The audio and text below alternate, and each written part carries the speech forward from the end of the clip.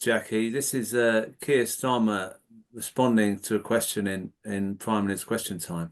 Will the Prime Minister share his definition of genocide with this House, and will he state what further action he is prepared to take to save lives of desperate and starving men, women and children, given that we now hold the presidency of the United Nations Security Council? It would be wise to start a question like that by reference to what happened in October of last year. I'm well aware of the definition of genocide, and that is why I've never described this and referred to it as genocide. Okay. Oh, that really chilling. What's your take on it, Jackie? I actually think it's totally shocking. It sounds like we're being ruled by a mafia. It's the kind of thing you'd expect to be sitting opposite somebody with a big table with henchmen in the back saying, you know, I really think you should have perhaps started your question with something else. But let's just think about what this is, because it is really disturbing. First of all, he didn't respond to what definition of genocide he was using, and he won't. You will never get him responding to that. And the reason he won't is that he knows he won't find a definition that he can actually back up. And him saying it would be wise to start a question like that with a reference to October the 7th. Why? Why would it be wise to do that? What the hell has October the 7th got to do with civilians being genocided? But it's a warning, and it's a warning to not just the people in Parliament, because if you ever notice, that's how the MPs on the Labour side always talk.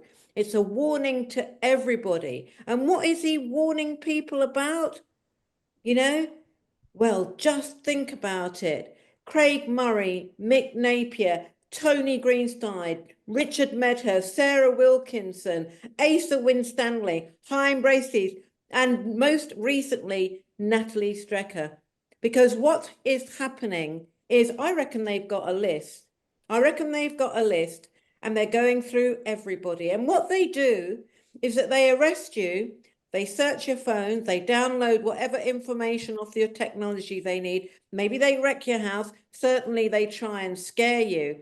And then you're released on no charge. Now, why? Why would they do it? These are acts of terror. This is how any political mafia actually respond. And how does this link to what's happening with Trump? Well, just consider this.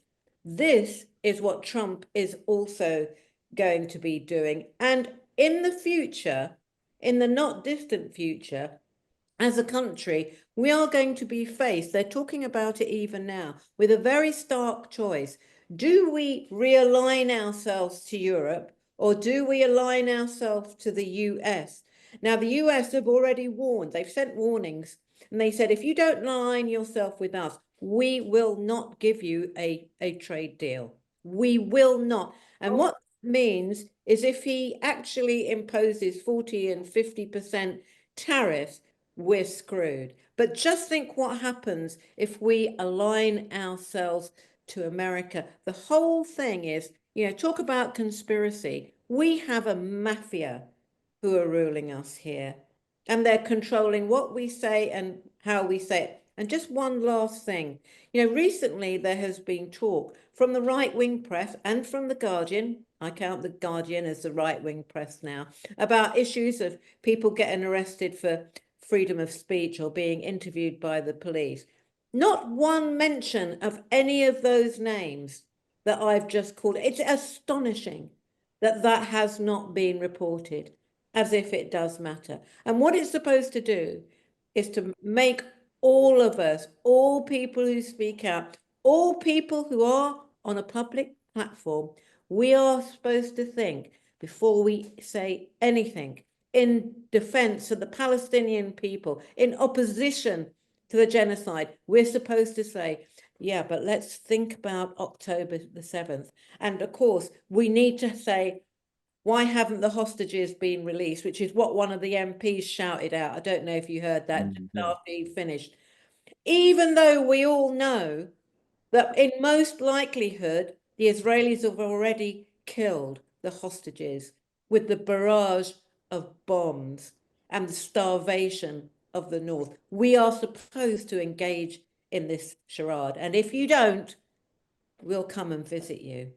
It's the mafia, and they're in charge.